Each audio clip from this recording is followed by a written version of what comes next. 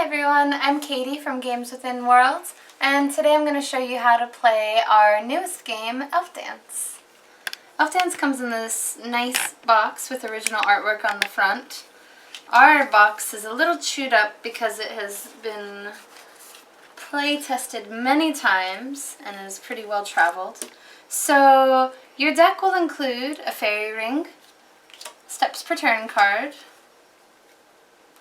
the red clan hierarchy, which we set out at random,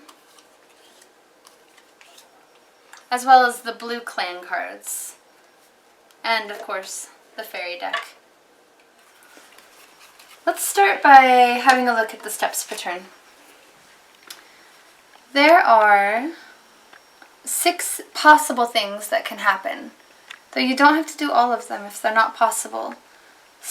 Step 1 is to play a fairy card on the fairy ring.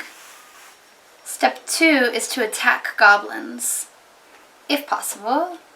Step 3 is to equip and use the enchantments, if possible. Step 4, if you got 'em, all instigators attack.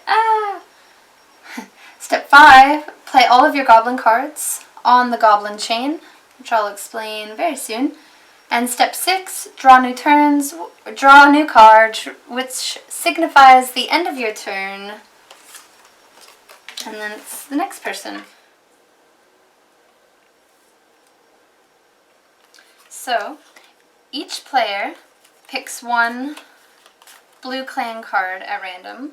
So my good friend Bob here is playing also. He chose the Acorn clan. So because Bob got the Acorn card, and the acorn also just so happens to be the top of the clan hierarchy, it is Bob's lucky day. He gets to turn the card on its side. Now it says here on his card, if the acorn clan is cardinal, put this on the side, and draw an extra card at the end of each turn. Lucky Bob. I chose the stick clan.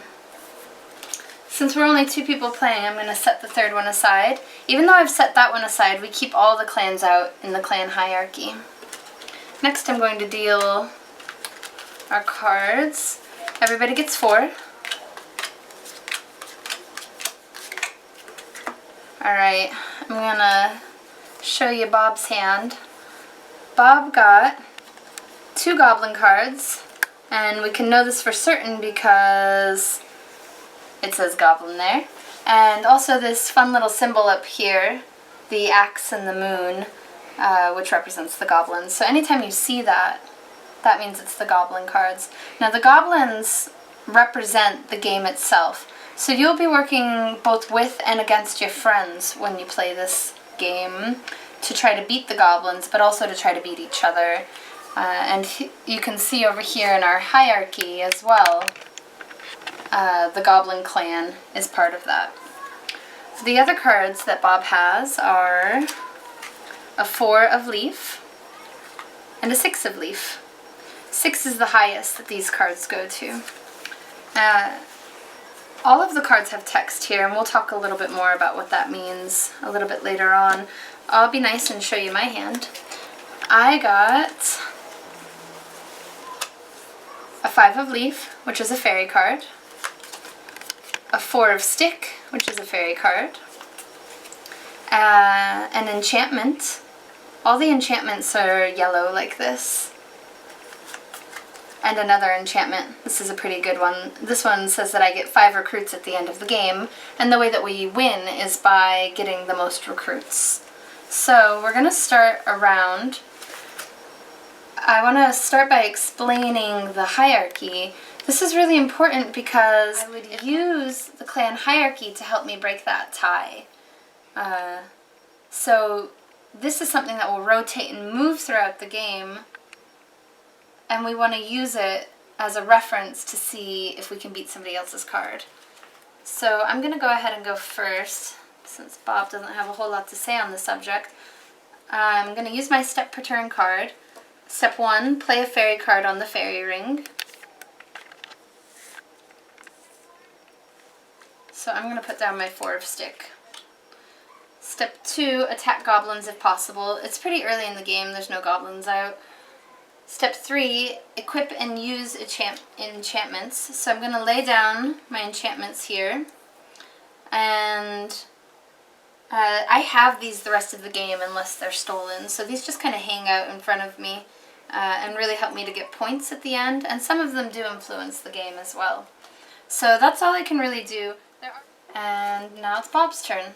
Bob has a 4 of leaf, so we check the hierarchy. Leaf is higher than stick, so he is allowed to play that on top of mine. And then the next step is to attack goblins. No goblins. Bob doesn't have any enchantments to equip. Step 4 is all instigators attack, and that's a fun element of the game, and that should come up in the next couple of turns. Step 5, play all goblin cards on the goblin chain. So Bob lays down his goblin cards. They start marching next to the deck. That's about all he can do. You can't attack goblins on the same turn that they're played in. So he just needs to draw his new cards. So he gets an extra card. He'll end up with 5 in his hand. And now it's my turn. You always know it's your turn when the person's drawn cards. Okay, so Bob played a card that says to shuffle the clans. Now he's on the top and that's doing him good, so I don't really want to beat that card even though I could. So I'm choosing not to beat it, so I'm saying, nope, sorry Bob, I can't beat that. And it rotates. So that's how the text works. If the card cannot be beaten, it's activated. Now I have to lead, and I can put down any card. I could start with a 1 if I wanted to. So I'm going to just play a 2 of stick.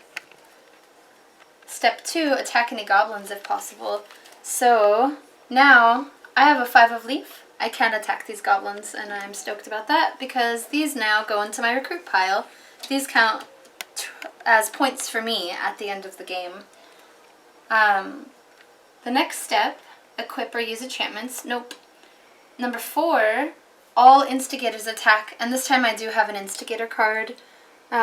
So when the goblins attack, now their text box is activated, instigated. So what it says is that they can recruit the top fairy in the fairy ring. So the goblin gets to come over here, help himself to one of our fairies, poor thing. And now we start the goblin pile up here.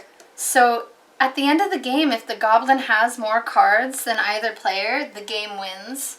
And you feel really silly because you've just gotten beaten by a game, so you want to fight that.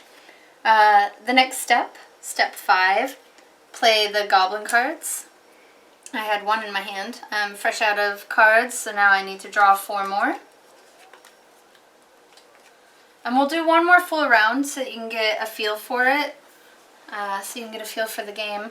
So now, because the clan hierarchy shuffled, Acorn's not at the top, that's just what I wanted.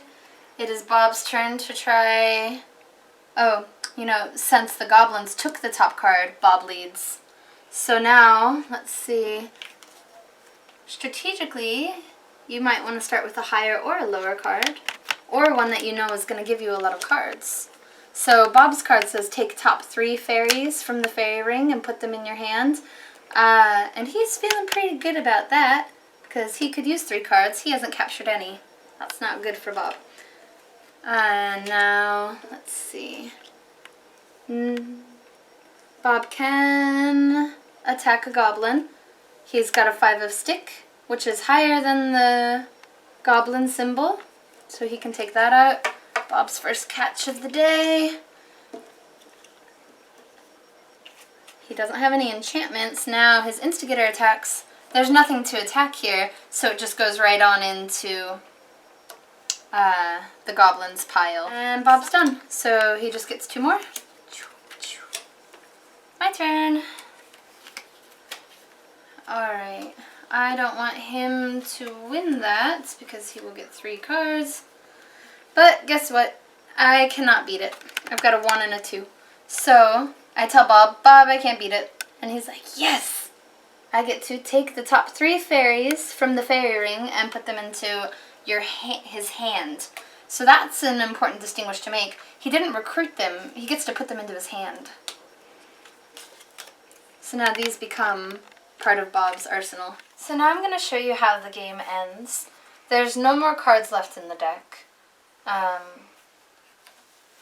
The clan hierarchy has the goblins on top, which Bob and I should both be feeling concerned about, because whoever is the cardinal clan gets 5 extra points at the end of the game, and the second one down can get 3 more points. So I'm going to play, and I'm leading. I'm leading with a 4. And I say, that was my last card, can you beat it? If he can beat it, he lays down a card, face down, nulling and voiding my card. So he had a 6 of leaf. He could have easily beat it. If Bob would have been thinking a little more strategically, he probably would have played this a little sooner, choose any clan to be cardinal. And let's just go ahead and knock that scenario out. If Bob had led, and he played the 6, choose any clan to be cardinal, I cannot beat it. So he's going to choose the acorn clan to be cardinal. And it just rotates downward. And then I get to lead. So I'm leading with the 4. So remember, when you're leading, you can put anything on top. It doesn't have to be higher. And I say, that was my last card. Can you beat it? Bob can beat it. He has the 5 of leaf. So in this scenario of an ending, he would say, yep, I'm able to beat it. And put it face down. If he had had any other cards, he would get to then capture them and put them into his points pile. But because he didn't, we both just go into the counting phase. So let's go ahead and count Bob's hand to see how he did.